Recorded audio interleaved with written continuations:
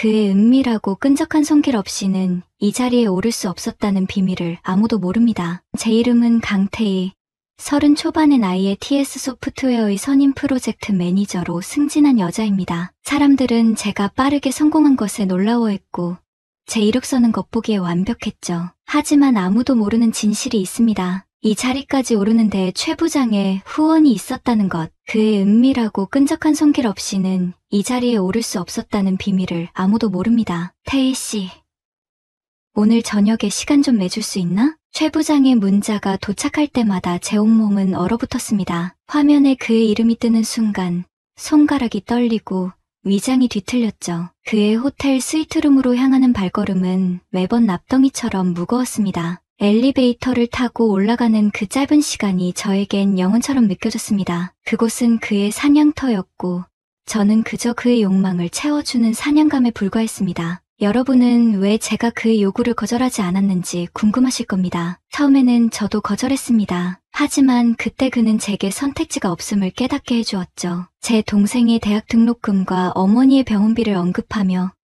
그것들이 그의 호의로 해결되고 있다는 것을 상기시켰습니다. 게다가 그는 회사에서 절대적인 권력을 가진 사람이었습니다. 한마디로 저희 커리어를 끝낼 수 있는 위치에 있었죠. 왔구나? 그는 소파에 느긋하게 앉아 와인잔을 흔들며 저를 맞이했습니다. 그의 눈빛은 이미 저를 벗기고 있었습니다. 네, 부장님, 목소리가 떨렸습니다. 벌써 몇 번이나 이런 상황을 겪었는데도 여전히 두려움을 감출 수 없었습니다. 이리 와봐. 오늘 클라이언트 미팅 정말 훌륭했어. 역시 내가 눈여겨본 사람이야. 그의 손이 제 허리를 감쌌습니다. 저는 이를 악물었습니다. 그렇게 차갑게 굴 때마다 더 욕심이 생긴다니까. 그의 손가락이 제 블라우스 단추를 풀기 시작했습니다. 제 안에서는 구역질이 올라왔지만 참을 수밖에 없었습니다. 동생의 대학 등록금과 어머니의 병원비가 그의 손에 달려 있었으니까요. 반항한다면 제가 쌓아온 모든 것이 순식간에 무너질 것이라는 사실을 너무나 잘 알고 있었습니다. 역시 좋아. 내 떨리는 몸. 그는 제 목덜미에 얼굴을 묻었습니다. 저는 눈을 감고 이 악몽이 빨리 끝나기만을 기도했습니다. 여러분, 이해하실 수 있으신가요? 매번 이런 상황이 되면 저는 제 영혼이 몸에서 빠져나가는 것 같았습니다. 마치 천장에서 자신을 내려다보는 듯한 기분이었죠. 그의 손길이 제 몸을 더럽히는 동안 저는 정신적으로 그곳을 떠나 있었습니다. 그렇게 해야만 견딜 수 있었으니까요. 그날 밤도 그랬습니다. 그의 더러운 손길이 제 온몸을 더듬는 동안 저는 눈을 감고 머릿속으로 다른 곳을 상상했습니다. 푸른 바다가 펼쳐진 해변, 어머니가 건강했던 시절, 동생과 함께 웃었던 순간들. 하지만 그의 거친 숨소리와 땀 냄새는 저를 현실로 끌어내렸습니다. 다음 주에 시애틀 클라이언트와 미팅이 있어. 너도 함께 가야 해. 그는 일이 끝난 후 마치 아무 일도 없었다는 듯 말했습니다. 네, 부장님. 저는 기계적으로 대답했습니다. 잘했어. 자, 이제 가봐. 그는 등을 돌려 샤워실로 향했습니다. 마치 사용한 물건을 치우듯이 저를 내보냈죠. 호텔 밖으로 나왔을 때 가을비가 내리고 있었습니다. 저는 우산도 없이 그대로 비를 맞으며 걸었습니다. 차가운 빗물이 제 얼굴을 타고 흘러내렸습니다. 눈물인지 빗물인지 구분할 수 없었습니다. 매번 그의 소나기에서 벗어나기 위해 저는 더 열심히 일했습니다. 큰 프로젝트를 성공시키면 그의 도움 없이도 회사에서 인정받을 수 있을 거라고 믿었습니다. 그리고 마침내 성공했습니다. 제가 이끈 모바일 애플리케이션 개발 프로젝트는 회사 역사상 최대 매출을 기록했습니다. 여러분은 그 프로젝트가 얼마나 힘들었는지 상상도 못하실 겁니다. 저는 거의 3개월 동안 매일 밤 12시가 넘어서까지 일했습니다. 주말도 없었죠. 팀원들은 불평했지만 저는 그들을 독려했습니다. 이 프로젝트가 성공하면 모두가 승진할 수 있다고. 그리고 저는 마침내 최 부장의 소나기에서 벗어날 수 있을 거라고 생각했습니다. 프로젝트 발표일, 모든 이사진과 임원들 앞에서 저는 완벽한 프레젠테이션을 했습니다. 모두가 박수를 쳤고 CEO까지도 저를 개인적으로 축하해 주었습니다. 저는 그날 밤 오랜만에 편안하게 잠들 수 있었습니다. 드디어 악몽이 끝날 것 같았으니까요. 하지만 최 부장은 저를 배신했습니다. 프로젝트의 공을 모두 가로채고 오히려 자신의 비리와 실수까지 저에게 덮어씌우려 했습니다. 어느 날 갑자기 인사팀으로부터 받은 경고장, 제 책상 서랍에서 발견됐다는 회사 기밀 자료들, 모두 최 부장이 심어놓은 덫이었습니다. 태희 씨는 더 이상 회사에 필요 없어. 조용히 사표 쓰고 나가. 그렇지 않으면 내 과거가 모두에게 알려질 거야. 그의 사무실에서 그 말을 들었을 때 저는 온몸에 힘이 빠지는 것을 느꼈습니다. 3년간의 노력과 인내, 참았던 수치심이 모두 물거품이 되는 순간이었습니다. 왜 이러세요? 프로젝트는 성공했고 저는 약속을 지켰어요. 저는 떨리는 목소리로 물었습니다. 약속? 난 그런 거 한 적 없어. 넌 그저 내 장난감이었을 뿐이야. 이제 새로운 장난감이 필요해서 그래. 그는 비웃으며 말했습니다. 그제서야 저는 깨달았습니다. 그에게 저는 결코 사람이 아니었다는 것을, 그저 일시적인 욕망을 채워주는 도구였을 뿐이라는 것을. 그날 밤, 저는 집에서 모든 것을 포기하고 울기만 했습니다. 하지만 절망은 오래가지 않았습니다. 분노가 제 안에서 불꽃처럼 타올랐습니다. 최 부장이 저에게 했던 모든 일들, 그의 더러운 손길, 비웃음, 배신, 이 모든 것들이 제 머릿속에서 거대한 불길로 변했습니다. 그리고 결심했습니다. 이제 제가 사냥을 시작할 차례였습니다. 여러분은 제가 무너질 거라 생각하셨나요? 아니요. 저는 더 날카로운 칼을 갈기 시작했습니다. 복수는 단순한 감정적 반응이 아니라 완벽한 계획이 필요한 예술이라는 것을 깨달았습니다. 우선 저는 최 부장의 약점을 찾아내야 했습니다. 첫 번째 목표는 그의 오른팔 정비서였습니다. 정비서는 최 부장의 모든 더러운 비밀을 알고 있었고, 동시에 그에게 가장 큰 상처를 입은 사람이기도 했습니다. 과거에 들었던 소문이 있었습니다. 정비서의 여동생이 입사했다가 최 부장 때문에 회사를 떠나야 했다는 이야기였죠. 저는 그를 찾아갔습니다. 폐업 직전의 조용한 카페, 회사에서 멀리 떨어진 곳이었습니다. 그는 이미 자리에 앉아 있었습니다. 피곤하고 초췌해 보였습니다. 정비서님, 저 강태희입니다. 그가 저를 보고 놀란 듯 했습니다. 태희 씨? 여긴 어쩐 일로? 그의 눈에는 경계심이 가득했습니다. 최 부장에게 복수하고 싶습니다. 비서님도 저 못지않게 그에게 당하셨을 텐데요. 제가 본론을 꺼내자 그의 눈빛이 흔들렸습니다. 제가 알고 있는 것보다 더 깊은 상처가 있는 듯 했습니다. 무슨 말씀을 하시는 건지 그는 부인하려 했지만 저는 그의 눈빛에서 진실을 읽을 수 있었습니다. 비서님 동생 일, 최 부장이 어떻게 만들었는지 알고 있어요. 그는 사람을 장난감처럼 가지고 놀다가 버리는 쓰레기예요. 저에게 했던 짓, 비서님 동생에게 했던 짓, 똑같이 되갚아줘야 하지 않겠어요? 정비서의 얼굴이 하얗게 변했습니다. 그리고 마침내 그는 천천히 고개를 끄덕였습니다.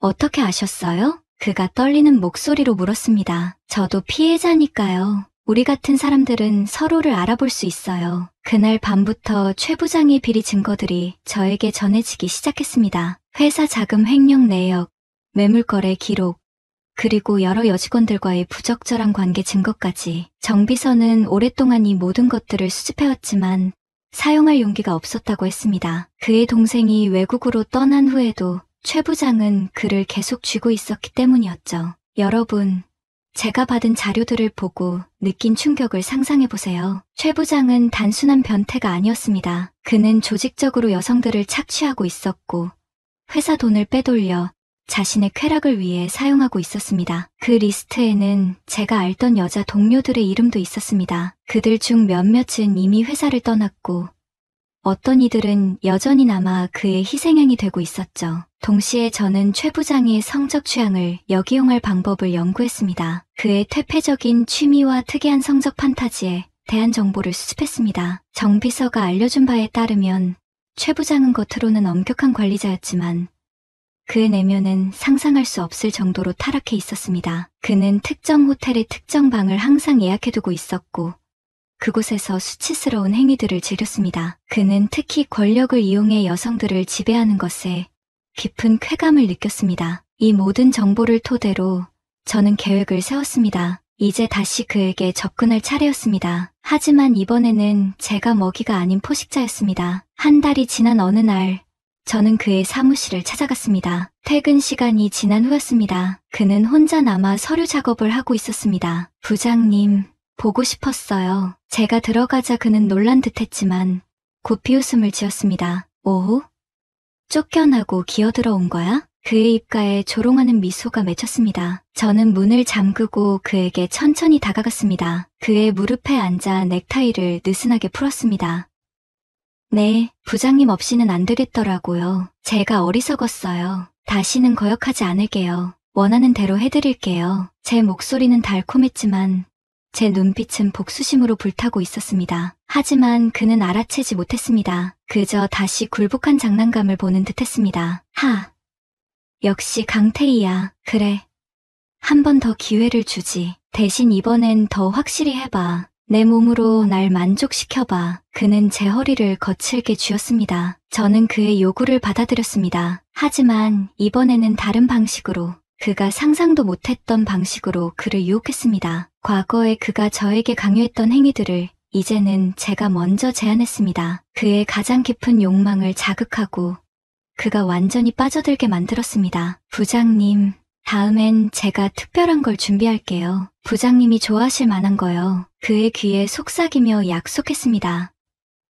뭔데? 그가 흥미롭다는 듯 물었습니다. 비밀이에요. 그냥 기대하세요. 제가 부장님을 위해 특별한 영상도 찍어드릴게요. 이건 단순한 육체 관계가 아니었습니다. 그의 정신을 지배하고 그가 가장 방심하는 순간 약점을 파고들기 위한 치밀한 연극이었습니다. 저는 그의 사무실에 숨겨진 카메라를 설치했습니다. 정비서의 도움으로 그의 이메일과 메시지에 접근할 수 있게 되었습니다. 그의 모든 비밀 통화와 만남을 감시했습니다. 그가 저에게 완전히 몰입할 때마다 저는 정비서와 만나 추가 증거를 확보했습니다. 또한 최 부장과 갈등 관계에 있던 김 과장에게 접근해 그의 몰락 후 얻을 이익을 제시하며 협력을 요청했습니다. 김 과장은 처음에는 의심스러워했지만 제가 가진 증거의 일부를 보여주자 곧 협력하기로 했습니다. 태희 씨, 당신은 위험한 게임을 하고 있어요. 최 부장은 단순한 변태가 아니라 진짜 위험한 사람이에요. 김 과장이 경고했습니다. 알아요. 하지만 저에겐 선택지가 없어요. 그는 저를 이미 파멸시키려 했어요. 이제 제가 그를 파멸시킬 차례예요. 김 과장은 저를 이용하려 했지만 오히려 제 계획의 부품으로 전락했습니다. 그는 최 부장이 몰락하면 자신이 그 자리를 차지할 수 있을 것이라 생각했지만 저는 이미 그보다 더 큰 그림을 그리고 있었습니다. 최 부장은 제 달라진 태도에 만족했지만 동시에 제 배후에 무언가 있음을 본능적으로 느꼈습니다. 그는 갑자기 저를 그의 별장으로 불렀습니다. 그곳은 그가 가장 은밀한 행위를 하는 장소였습니다. 내가 요즘 뭔가 이상해. 뭔가 숨기는 거 있지? 그의 눈빛이 날카로웠습니다. 무슨 말씀이세요? 저는 그저 부장님을 만족시키고 싶을 뿐이에요. 저는 순진한 척 대답했습니다. 정말? 그럼 증명해봐. 오늘은 좀 다른 걸 해볼까? 그는 제 목을 움켜쥐며 말했습니다. 그날 밤, 그는 제게 평소보다 더 잔인하고 수치스러운 행위를 강요했습니다. 마치 저를 시험하려는 듯 했습니다. 하지만 저는 이미 그의 패턴을 알고 있었습니다. 그는 언제나 상대방이 거부하고 두려워할 때 더 큰 쾌감을 느꼈습니다. 그래서 이번에는 반대로 했습니다. 그의 요구를 두려워하는 대신 더 적극적으로 받아들였습니다. 이는 그를 혼란스럽게 만들었고 결국 그는 더 깊이 제 덫에 빠져들었습니다. 그 후로도 그는 저를 여러 방법으로 시험했습니다. 어떤 때는 갑자기 연락을 끊기도 했고 다른 여성을 유혹하는 모습을 일부러 보여주기도 했습니다. 하지만 저는 흔들리지 않았습니다. 오히려 그런 그의 행동이 제 복수의 불길을 더 크게 키웠을 뿐입니다. 태희 씨, 그가 너무 의심하고 있어요. 위험해요. 정비서가 걱정했습니다. 괜찮아요. 우리는 이미 충분한 증거를 가지고 있어요.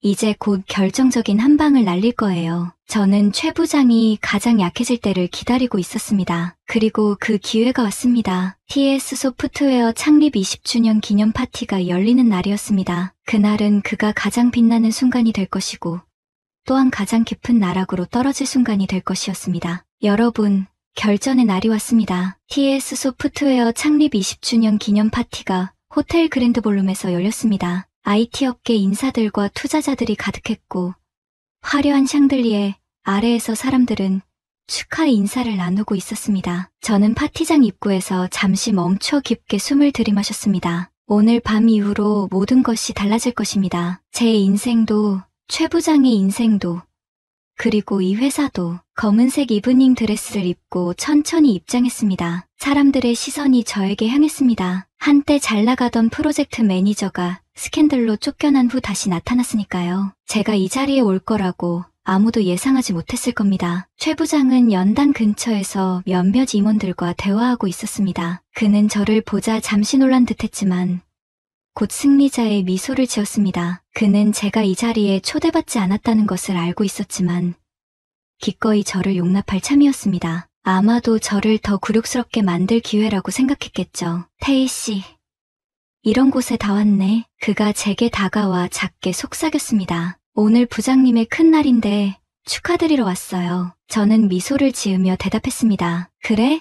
고맙네. 하지만 파티 후에 내 호텔방으로 올라와야 할 거야. 오늘 밤은 특별히 내가 축하해줘야겠어. 그의 눈빛에는 욕망과 함께 위협이 담겨 있었습니다. 물론이죠. 기대하고 있을게요. 저는 태연하게 대답했습니다. 이윽고 파티의 공식 행사가 시작되었습니다. CEO의 환영사에 이어 최 부장이 연단에 올랐습니다. 그는 회사의 성과와 미래 비전에 대해 연설하기 시작했습니다. 그의 얼굴에는 거만한 미소가 가득했습니다. 아직 그에게 무슨 일이 일어날지 전혀 모르고 있었습니다. 저는 연회장 한쪽 구석에서 최 부장을 지켜보았습니다. 제 손에는 작은 태블릿 PC가 들려 있었습니다. 정비서가 넘겨준 비리 증거와 최 부장의 가장 은밀하고 추악한 성적 사생활이 담긴 영상 파일이 이 안에 고스란히 담겨 있었습니다. 그리고 특별히 오늘 TS 소프트웨어의 미래 성장 동력이 될 신규 프로젝트에 대해 발표하고자 합니다. 최 부장의 연설이 클라이막스로 향하고 있었습니다. 그는 자신이 이끌었다고 주장하는 프로젝트들의 성과를 자랑스럽게 나열했습니다. 그 중에는 제가 피와 땀으로 일구어낸 프로젝트도 있었죠. 그의 뻔뻔함에 제 손가락이 태블릿 화면을 꽉 쥐었습니다. 바로 그때였습니다. 파티장 중앙에 설치된 대형 스크린이 갑자기 검은 화면으로 변하더니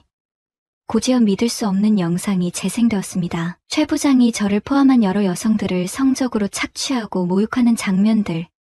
그가 은밀히 즐겨왔던 퇴폐적이고 변태적인 성적 행각을 벌이는 영상들이었습니다. 정비서와 제가 협력하여 설치한 숨겨진 카메라와 이전에 최 부장의 성적 판타지를 자극하며 유도해낸 증거들이었습니다. 파티장은 순식간에 아수라장이 되었습니다. 사람들은 경악했고 여성들은 얼굴을 돌렸습니다. 최 부장은 얼굴이 새하얗게 질려 연설을 멈췄습니다. 그의 입에서는 아무 말도 나오지 않았습니다. 뭐야 이게, 그가 마침내 소리쳤습니다. 바로 그때 제가 스크린 아래 사람들 앞에 나섰습니다. 저 영상 속의 여인들 중 하나가 바로 저입니다. TS 소프트웨어 최 부장에게 이용당하고 버려지고 파멸당할 뻔했던 강태희입니다. 제 목소리는 차갑고 또렷했습니다. 몇 주 동안 이 순간을 위해 연습했던 말이었습니다. 여러분, 그 순간의 긴장감을 상상해보세요. 화려한 파티장에 갑자기 찾아온 침묵, 모든 사람들의 시선이 저와 최 부장 사이를 오가는 그 순간을. 저는 최 부장을 향해 천천히 걸어갔습니다. 제 심장은 빠르게 뛰었지만 걸음은 흔들리지 않았습니다. 이 순간을 위해 모든 것을 걸었으니까요. 상무님, 기억하세요? 제가 상무님께 무릎 꿇고 빌었을 때 상무님은 제게 이렇게 말했죠. 내 몸 하나로 나를 만족시키지 못하면 아무것도 얻을 수 없어라고. 저에게 수치심을 안기고 저를 철저히 짓밟았죠. 제가 최 부장 바로 앞에 섰습니다. 기자들의 플래시가 미친 듯이 터졌습니다. 파티에 참석했던 몇몇 언론인들이 이 기회를 놓치지 않으려는 듯 카메라를 들이댔습니다.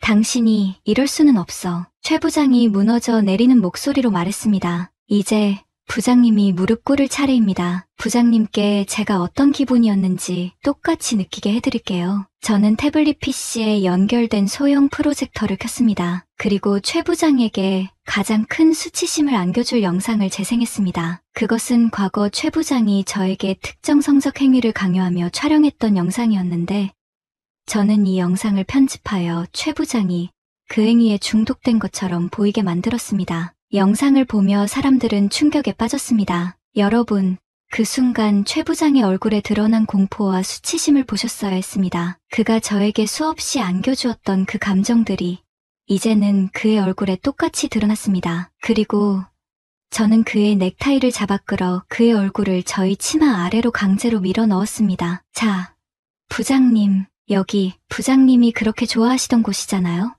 공개적으로 모두 앞에서 당신이 얼마나 더러운 쓰레기인지 증명해봐요. 최 부장은 발버둥 쳤지만 저는 힘으로 그를 제압했습니다. 3년간의 분노와 수치심이 저에게 믿을 수 없는 힘을 주었습니다. 그의 비서들과 경호원들이 달려들려 했지만 김 과장이 고용한 사람들이 그들을 막았습니다.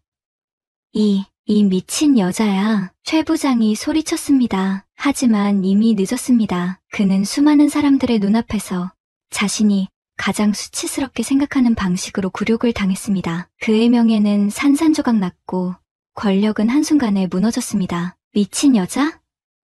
그래요.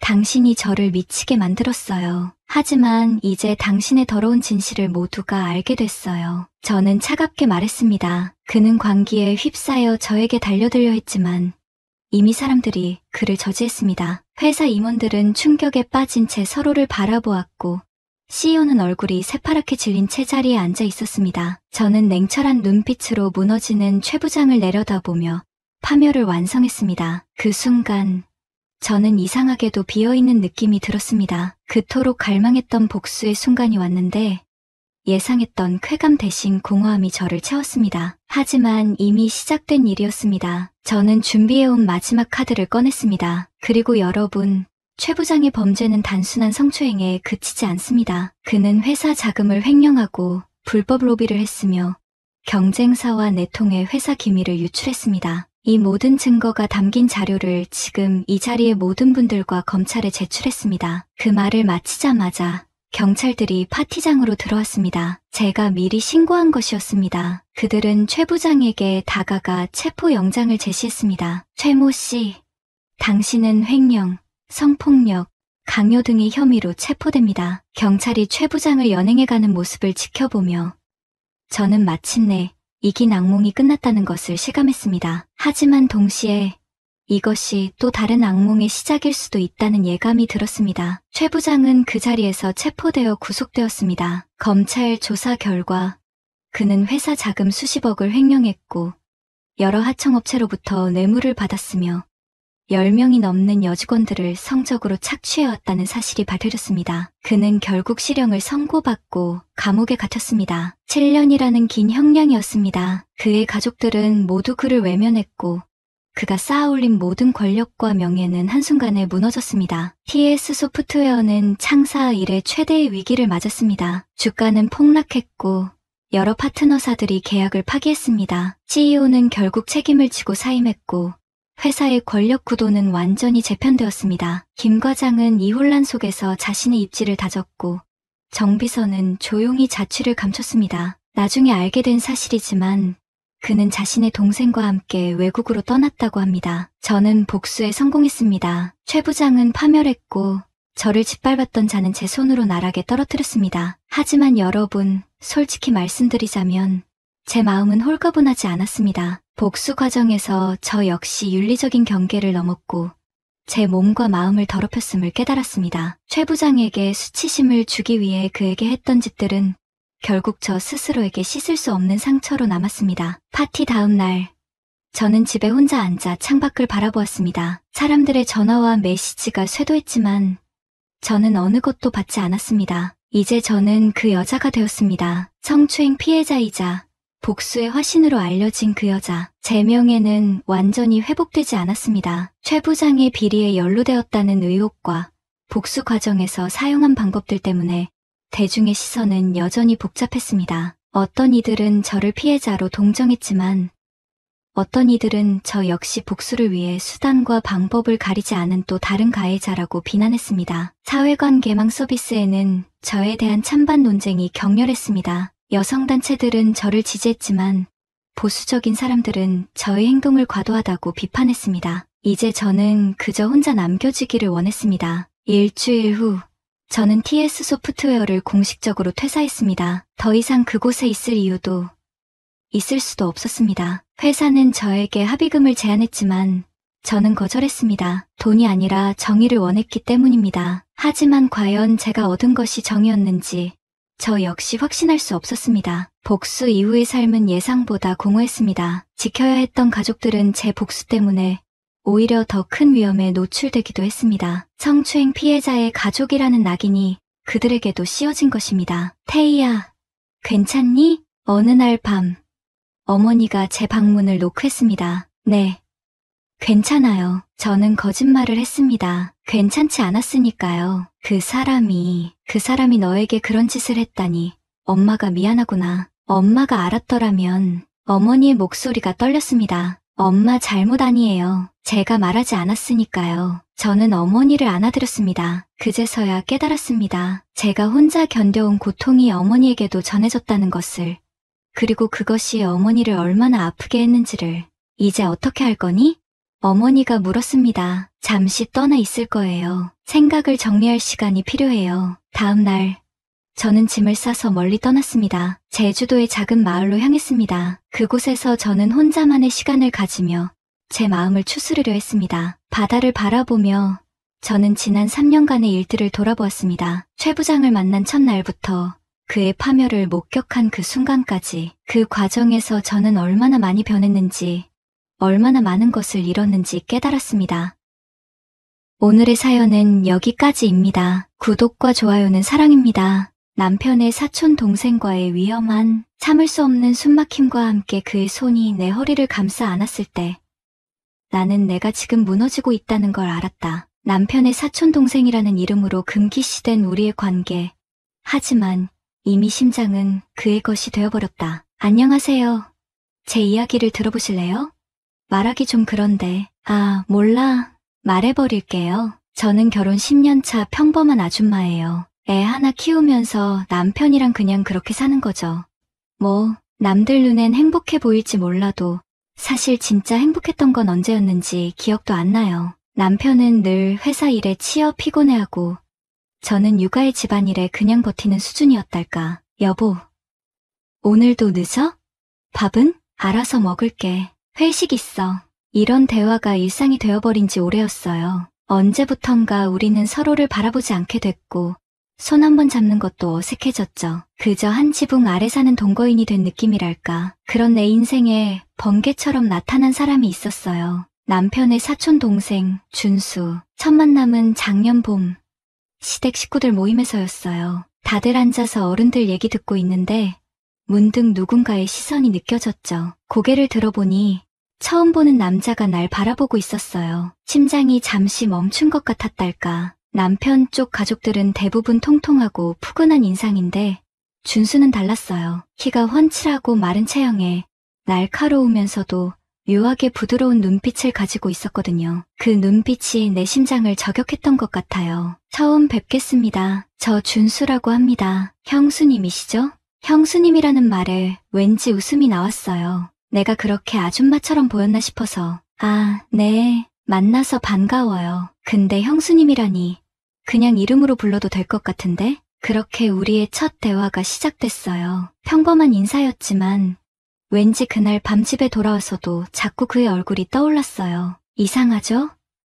그냥 남편 친척인데 그 후로 가끔 가족 모임에서 마주치게 됐어요. 특별한 일은 없었고 그냥 인사하고 간단한 대화를 나누는 정도였죠. 하지만 매번 그를 볼 때마다 묘한 설렘이 있었어요. 내가 이러면 안 되는데 라는 생각도 들었지만 그냥 일시적인 감정이려니 했죠. 변화는 남편이 한 달간 지방 출장을 가게 되면서 시작됐어요. 혼자 애 보면서 집안일 하는 게 생각보다 너무 힘들더라고요. 그때 시어머니가 전화를 하셨어요. 아가, 준수가 요즘 그쪽 근처에서 일한대. 혼자 애 보느라 힘들 텐데 걔한테 좀 도와달라고 해볼까? 처음엔 망설였어요. 솔직히 좀 불편할 것 같았거든요. 그래도 시어머니의 거듭된 권유에 결국 그러기로 했죠. 준수가 첫날 저녁에 왔을 때 심장이 미친 듯이 뛰었어요. 애써 아무렇지 않은 척했지만 형수님, 뭐 도와드릴까요?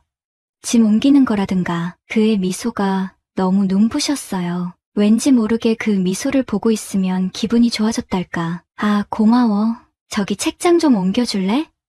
혼자서는 안 되더라고. 준수는 생각보다 훨씬 더 살가웠어요. 퇴근하고 오는 길에 마트에 들러 장을 봐오거나 애가 좋아하는 간식을 사오기도 했죠. 저녁에는 애와 놀아주거나 제가 집안일을 하는 동안 옆에서 말동무가 되어주기도 했고요. 어느 날 밤, 애를 재우고 거실에 앉아 맥주를 마시고 있는데 준수가 내 옆에 앉았어요. 평소보다 더 가까이. 형수님, 많이 피곤해 보이네요.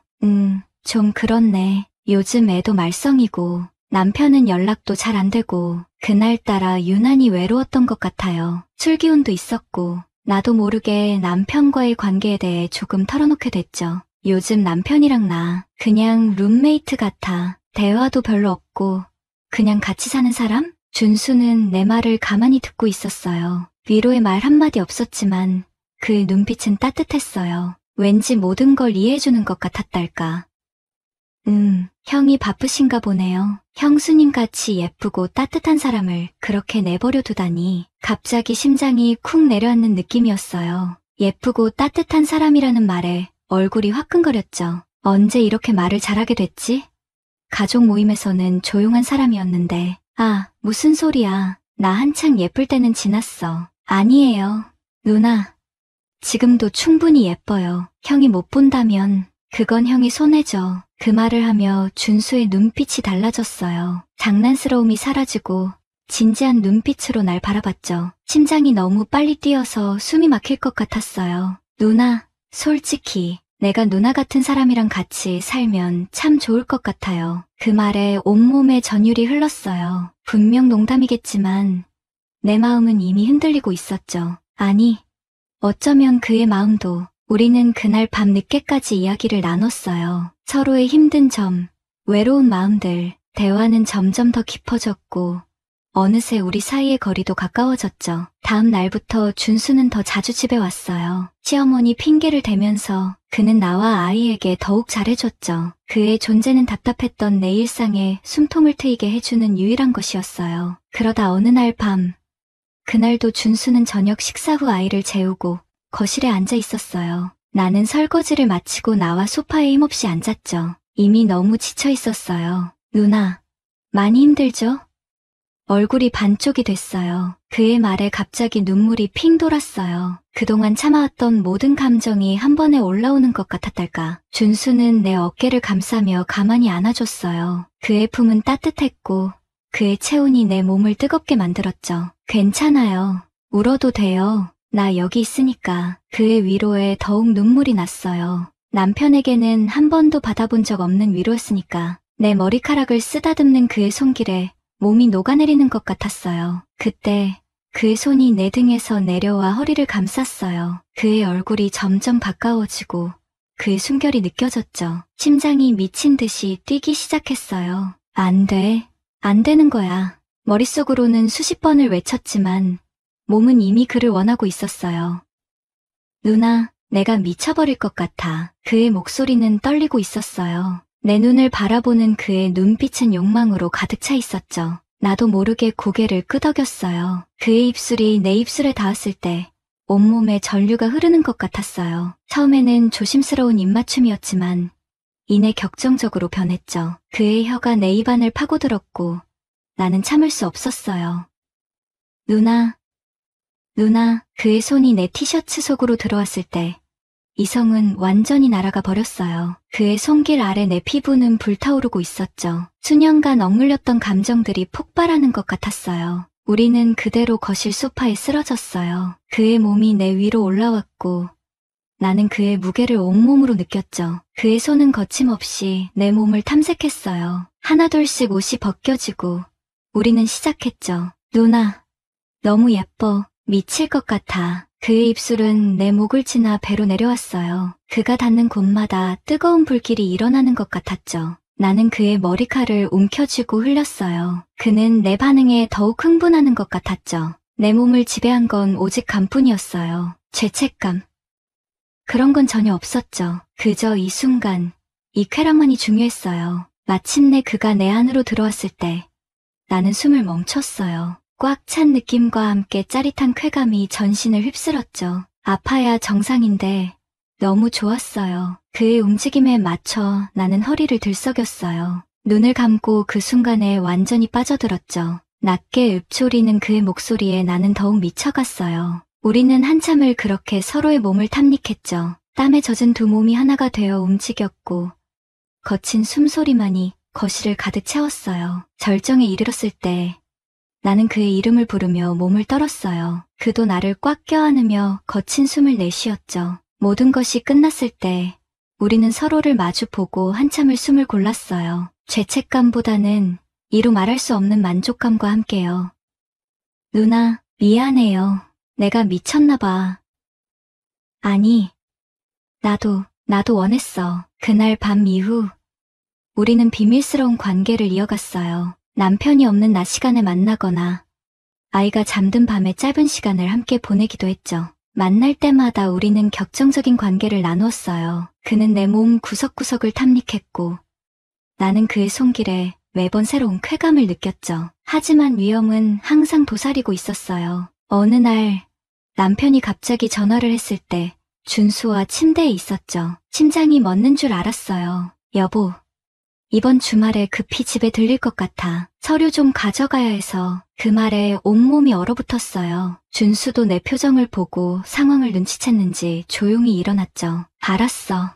언제 오는데? 금요일 저녁쯤. 늦게 도착할 것 같아. 전화를 끊고 준수를 바라봤을 때 그의 눈에도 불안감이 가득했어요. 이 관계가 언제까지 지속될 수 있을까? 발각되면 어떻게 될까? 두려움이 커져갔죠. 누나, 우리 이러다 들킬지도 몰라요. 조심해야 해요. 그의 말은 맞았어요. 하지만 이미 그의 체온, 그의 손길, 그의 입맞춤에 중독된 나는 멈출 수가 없었죠. 위험한 줄 알면서도 더욱 그에게 빠져들고 있었어요. 남편이 집에 돌아왔던 그 주말, 나는 미칠 것 같았어요. 준수에 대한 생각이 머릿속을 떠나지 않았거든요. 남편과 같은 침대에 누워있으면서도 다른 남자를 생각하고 있다니. 죄책감이 밀려왔지만 그보다 더 강한 건 준수에 대한 그리움이었어요. 남편이 다시 출장을 떠난 후 우리의 만남은 더욱 격렬해졌어요. 마치 언제 끝날지 모르는 시간을 붙잡고 싶은 것처럼 준수와 나는 서로에게 더욱 의존했죠. 하지만 모든 비밀은 언젠가는 드러나게 마련이에요.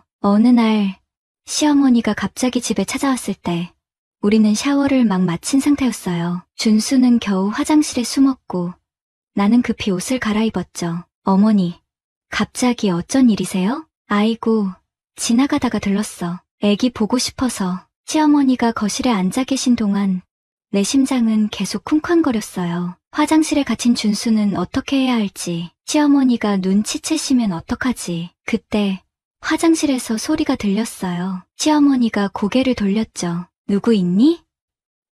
아, 그게 수도관에 문제가 있어서 배관공이 와 있어요. 급히 나온 변명이었는데 다행히 시어머니는 별 의심 없이 받아들이셨어요. 하지만 그 사건 이후 준수와 나는 더 조심스러워졌죠. 언제 들킬지 모른다는 불안감이 항상 따라다녔으니까요. 준수도 점점 불안해하는 것 같았어요. 가끔 먼 산을 보는 듯한 눈빛으로 가만히 있곤 했죠. 누나, 가끔 생각해요. 우리가 이렇게 계속 만나는 게 맞는 걸까? 그의 말에 가슴이 찢어지는 것 같았어요. 하지만 어딘가 마음 한구석에서는 그의 말이 맞다는 걸 알고 있었죠. 이 관계는 언젠가는 끝내야 했으니까. 그리고 마침내 준수가 결정적인 말을 했어요. 누나, 우리 관계 정리해야 할 것 같아요. 담담한 그의 목소리에 심장이 차갑게 식는 것 같았어요. 그는 죄책감에 시달린다고 했어요. 나와 내 가정을 파괴하고 있다는 생각에 괴롭다고.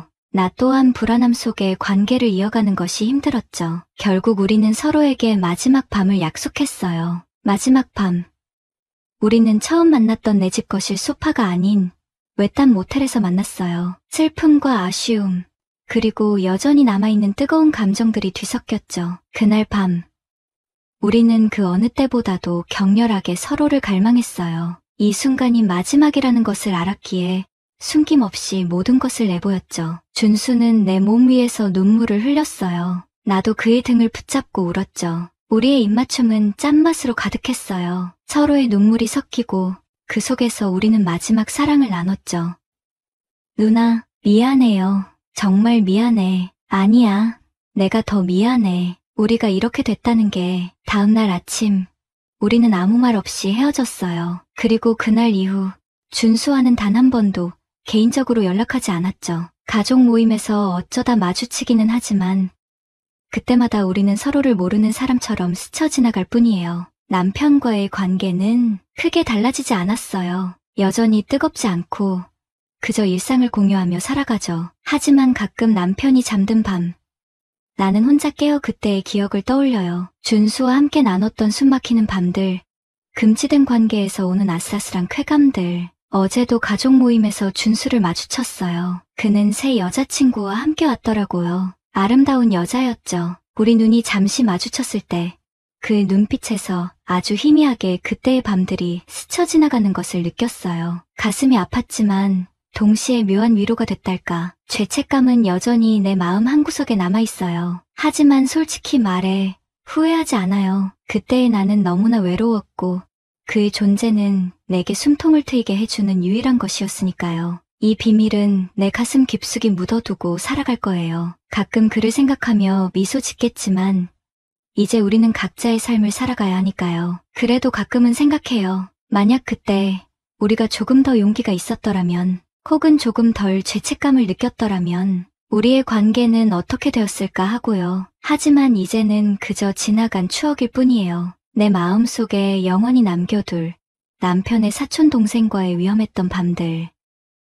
오늘의 사연은 여기까지입니다. 구독과 좋아요는 사랑입니다. 안녕하세요. 오늘 제 이야기를 들려드릴 용기를 내봅니다. 제 이름은 서지우. 올해 35입니다. 지금 저는 제주도의 작은 카페에서 이 글을 쓰고 있어요. 창밖으로 푸른 바다가 보이고 봄바람이 부드럽게 불어옵니다. 테이블 위에는 따뜻한 아메리카노와 태준이 준 폴라로이드 카메라가 놓여있네요. 하지만 1년 전만 해도 제 인생은 완전히 다른 모습이었습니다. 그때를 생각하면 아직도 가슴이 쿵쾅거려요. 그의 손가락이 제 허리를 타고 올라왔을 때 불꽃이 튀는 것 같은 전율이 척추를 타고 흘렀던 그 순간, 그가 누군지 아시나요?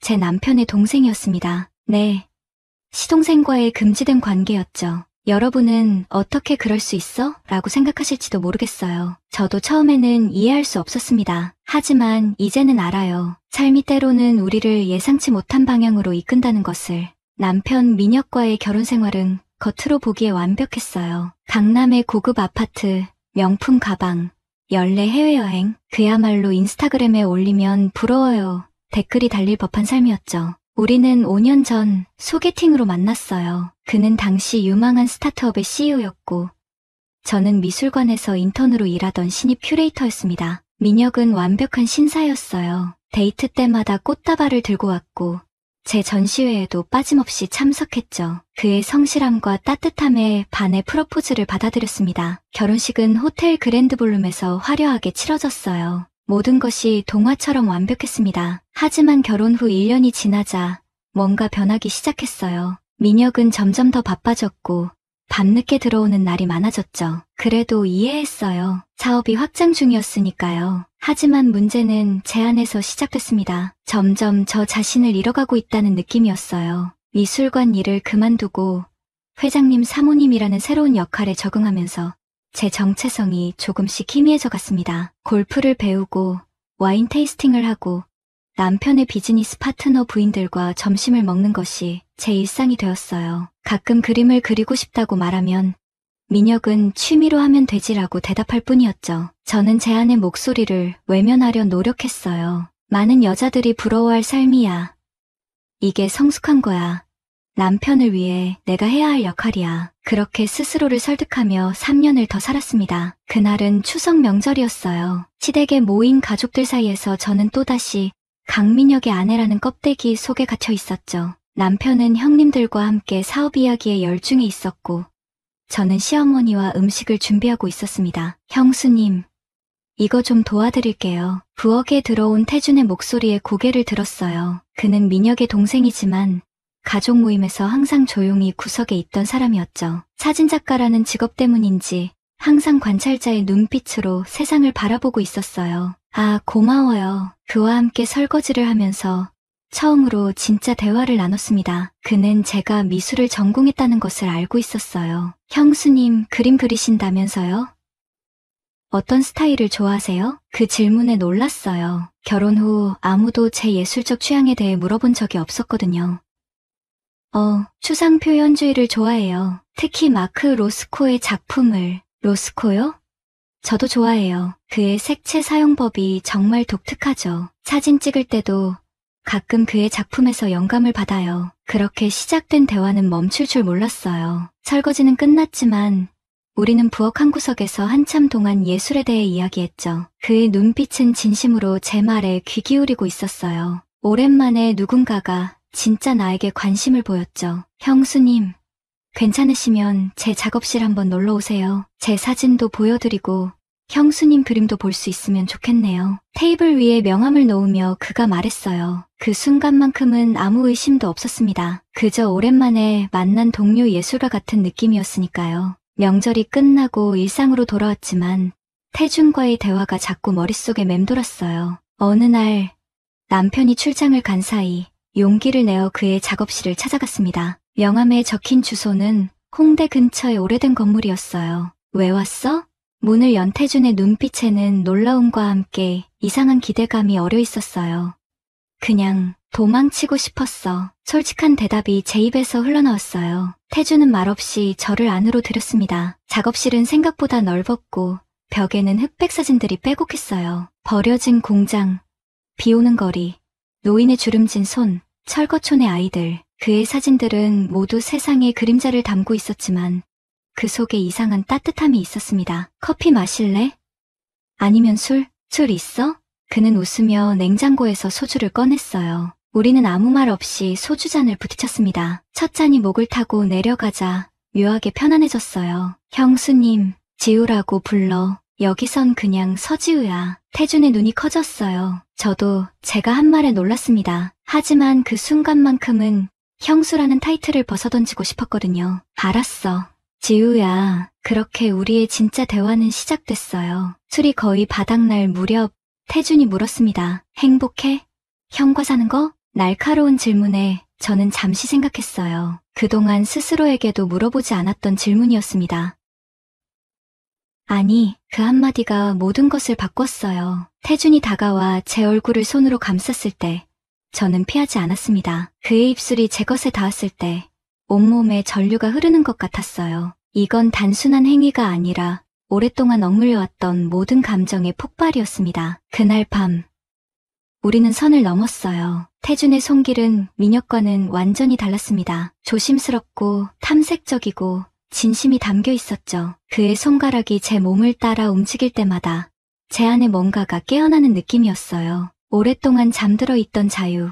그리고 진짜 나 미안해. 사랑을 나눈 후 태준이 속삭였어요. 미안할 거 없어. 내가 원한 거야. 하지만 우리 둘 다 알고 있었습니다. 이건 단순한 일탈이 아니라는 것을요. 우리는 돌이킬 수 없는 선을 넘었고 앞으로 더 많은 선을 넘게 될 것이라는 것을요. 그 후로 우리는 틈만 나면 만났어요. 남편에게는 옛 대학 친구를 만난다 또는 전시회를 보러 간다는 거짓말을 했습니다. 태준의 작업실은 저의 안식처가 되었어요. 그곳에서 저는 다시 그림을 그리기 시작했고 태준은 제 모습을 사진에 담았습니다. 오늘은 뭘 그릴 거야? 어느 비 오는 날 태준이 커피를 건네며 물었어요.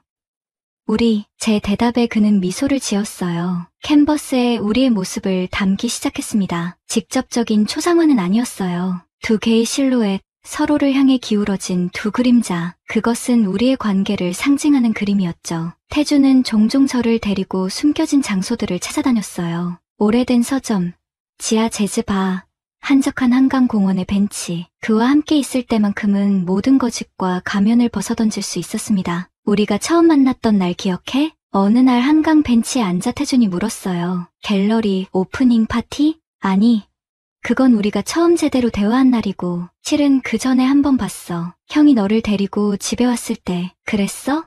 기억이 안 나는데. 당연하지. 넌 날 쳐다보지도 않았으니까. 그의 말에 웃음이 나왔어요. 근데 난 첫눈에 반했어. 형이 팔짱을 끼고 들어오는 내 모습을 봤을 때 이런 여자가 내 형의 아내가 될 거구나라고 생각했지. 그때는 그저 부러움이었어. 하지만 시간이 지나면서 뭐가 달라졌어? 내가 행복하지 않다는 걸 알게 됐어. 가족 모임에서 내 미소가 진짜가 아니라는 걸.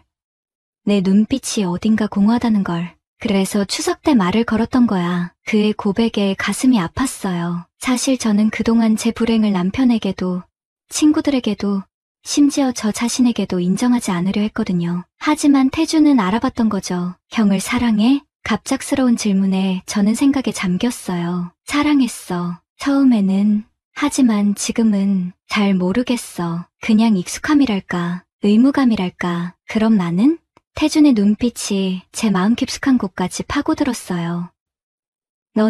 너는 내가 진짜로 원하는 거야. 하지만 가질 수 없는 거지. 그의 눈에 슬픔이 스쳤지만 곧 결심한 듯한 표정으로 바뀌었어요. 가질 수 있어. 우리가 원하기만 한다면. 3개월이 지났을 무렵 우리는 처음으로 여행을 떠났어요. 남편에게는 학회에 참석한다고 거짓말을 했고 태주는 촬영 일정이 있다고 했죠. 강원도의 작은 바닷가 마을, 삐걱거리는 침대와 곰팡이 냄새가 나는 방이었지만 그곳은 우리에겐 낙원이었어요. 밤바다를 바라보며 처음으로 미래에 대한 이야기를 나눴습니다. 이렇게 계속 만날 수는 없어. 제 말에 태주는 고개를 끄덕였어요. 알아. 언젠가는 들통날 거야. 그리고 그때는 모든 게 끝날 거야. 무거운 침묵이 내려앉았어요. 그때 태준이 제 손을 꽉 잡았습니다. 같이 도망치자. 뭐? 도망치자고. 여기서 멀리. 아무도 우리를 모르는 곳으로. 그의 제안은 미친 짓처럼 들렸지만 동시에 너무나 매력적이었어요. 남편, 가족, 주변 사람들의 시선과 기대에서 벗어나 오직 우리 둘만의 삶을 시작한다는 것. 그것은 공포스러우면서도 가슴 뛰는 가능성이었습니다. 어디로 갈 건데? 제가 묻자 태준의 얼굴에 미소가 번졌어요. 발리 어때?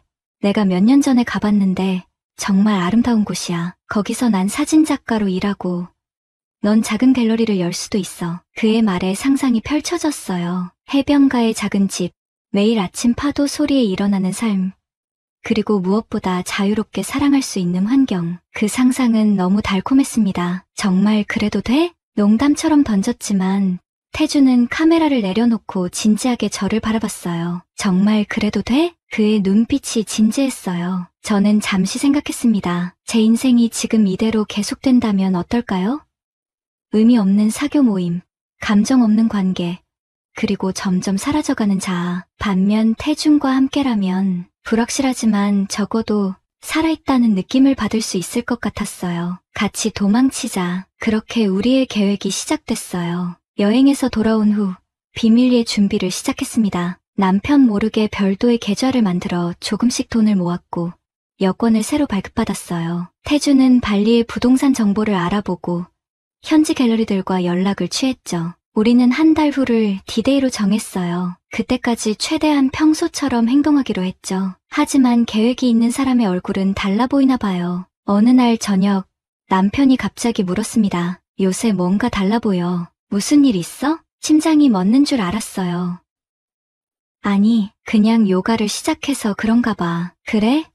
얼굴이 좋아 보이네. 계속해. 그 말에 죄책감이 밀려왔지만 이미 돌아갈 수 없는 강을 건너고 있었어요. 모든 것이 무너진 건 출발 하루 전이었어요. 남편이 갑자기 출장해서 일찍 돌아와 태준의 작업실에서 우리를 발견한 거죠. 그날따라 저는 태준의 작업실에서 짐을 정리하고 있었어요. 내일이면 모든 것을 뒤로하고 새 삶을 시작할 테니까요. 문이 열리는 소리에 돌아봤을 때 남편이 서 있었습니다. 그의 얼굴에는 분노보다 깊은 상처가 더 컸어요. 모든 것을 이해한 눈빛이었죠. 이게 다야?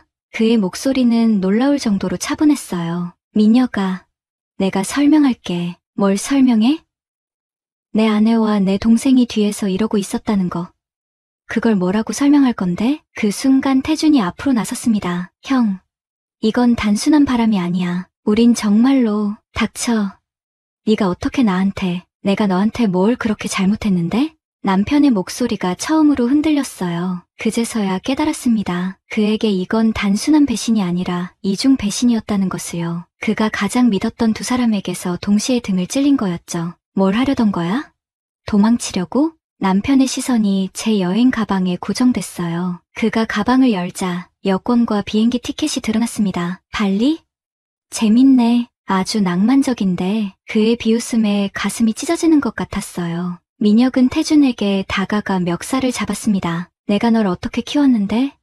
어렸을 때 아프다고 밤새 병원에 데려가고 대학 등록금 내주고 네가 사진한다고 했을 때 다들 반대했지만 내가 얼마나 널 지지해줬는데. 태준의 눈에서 눈물이 흘렀어요. 그가 하는 말은 모두 사실이었거든요. 민혁은 항상 좋은 형이었습니다. 내일까지 둘 다 내 눈앞에서 사라져. 이혼 서류는 변호사가 보낼 거야. 그는 그 말만 남기고 나갔어요. 작업실에는 끔찍한 침묵만 남았습니다. 저는 그 자리에 주저앉아 울기 시작했어요. 태준은 저를 안아주려 했지만 순간 밀쳐냈습니다. 이게 다 뭐야?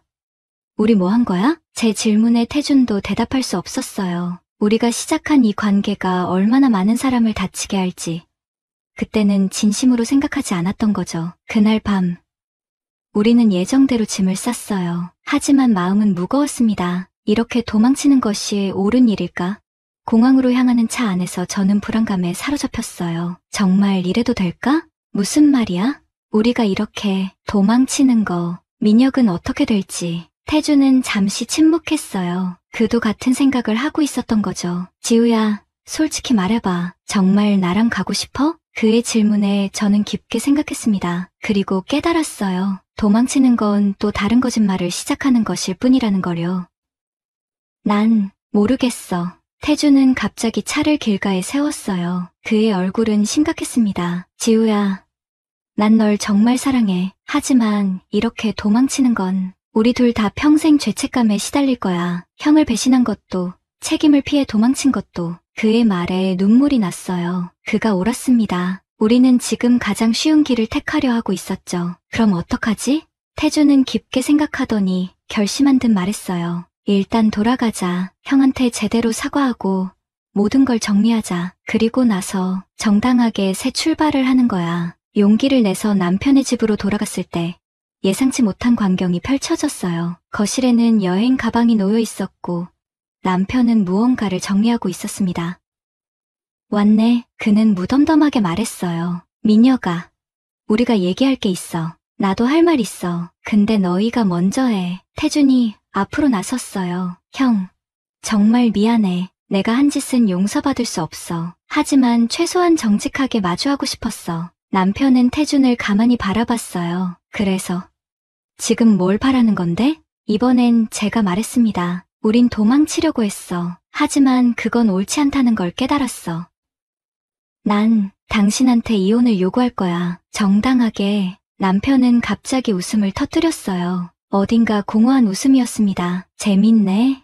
나도 비슷한 생각을 하고 있었거든. 그가 가방을 가리켰어요. 미국 지사로 발령받았어. 영구적으로. 사실 몇 달 전부터 준비하고 있었는데 너한테 말할 타이밍을 못 찾았어. 저는 충격의 말을 잊지 못했어요. 뭐, 어제 일이 있고 나니까 결정하기 쉬워졌지. 이혼 서류는 이미 변호사한테 맡겼어. 집은 내가 가져. 난 미국에서 새 출발할 거니까. 그의 차분한 태도가 오히려 더 가슴 아프게 했어요. 기대했던 분노와 원망 대신 이미 모든 것을 받아들인 듯한 태도였죠. 정말 그렇게 쉽게? 쉽지 않아. 지우야. 하지만 우리 둘 다 알잖아. 우리 결혼은 이미 오래전에 죽었다는 걸. 그 말에 반박할 수 없었어요. 그는 옳았습니다. 우리의 결혼은 형식만 남아있었죠. 그리고 태준아, 남편이 동생을 바라봤어요. 넌 내 동생이야. 언제까지나. 지금은 너한테 화가 나고 배신감이 들지만 시간이 지나면 나아지겠지. 태준의 눈에 눈물이 고였어요. 형, 그냥 그녀를 행복하게 해줘. 내가 못한 것처럼. 그 말을 끝으로 민혁은 자기 방으로 들어갔어요. 우리는 거실에 남겨졌습니다. 둘 다 아무 말도 할 수 없었죠. 기대했던 파국은 일어나지 않았지만 그렇다고 마음이 가벼워지지도 않았어요. 오히려 더 큰 죄책감이 밀려왔습니다. 그날 밤 태준은 작업실로 돌아갔고 저는 손님방에서 잠을 청했어요. 하지만 잠이 오지 않았죠. 민혁의 말이 계속 귓가에 맴돌았습니다. 우리 결혼은 이미 오래전에 죽었다. 그의 말은 사실이었어요. 하지만 그걸 인정하는 건 너무 아팠습니다. 새벽녘 소리 없이 일어나 민혁의 방 앞에 섰어요. 노크를 할까 망설이다가 그냥 문을 열었습니다. 민혁은 깨어 있었어요. 침대에 앉아 창밖을 바라보고 있었죠. 들어가도 돼? 그가 고개를 끄덕였어요. 저는 조심스럽게 그의 옆에 앉았습니다. 미안해. 뭐가? 모든 거. 널 배신한 것, 태준을 이용한 것, 그리고 우리 결혼을 살리려고 노력하지 않은 것. 민혁은 한참 동안 말이 없었어요. 그러더니 갑자기 웃음을 터뜨렸습니다. 알아? 처음 널 봤을 때 내가 얼마나 빛나 보였는지 그 미술관에서 작품 설명하는 널 보고 반했어. 넌 열정적이었고 눈빛이 살아있었지. 내가 그걸 다 죽여버린 거야. 그건 아니야. 미녀가. 아니, 맞아. 내가 큐레이터 일을 그만두길 원했던 건 나였어. 내 체면 때문에 성공한 사업가의 아내가 월급쟁이라니 그런 생각이었지. 얼마나 멍청했는지 그의 고백에 가슴이 아팠어요. 우리 둘 다 실수를 했고 서로에게 상처를 줬던 거죠. 사실 나도 다른 여자를 만났어. 갑작스러운 고백에 놀랐어요. 회사 법무팀의 김 변호사, 6개월 전부터 관계가 있었어. 그래서 미국 발령을 자원했고, 그랬구나.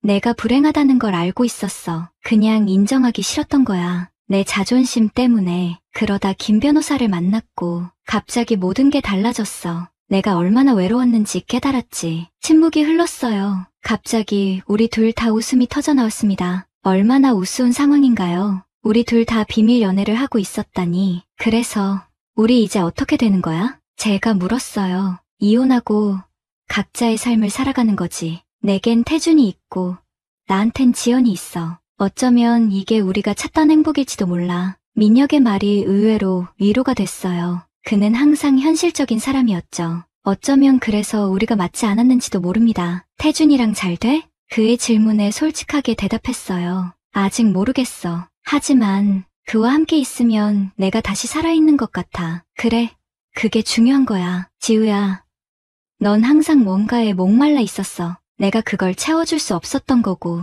우리는 그날 밤 처음으로 진심 어린 대화를 나눴어요. 결혼 5년 동안 하지 못했던 이야기들을요. 아이러니하게도 우리의 결혼이 끝나가는 순간에야 서로를 진정으로 이해하게 된 것 같았습니다.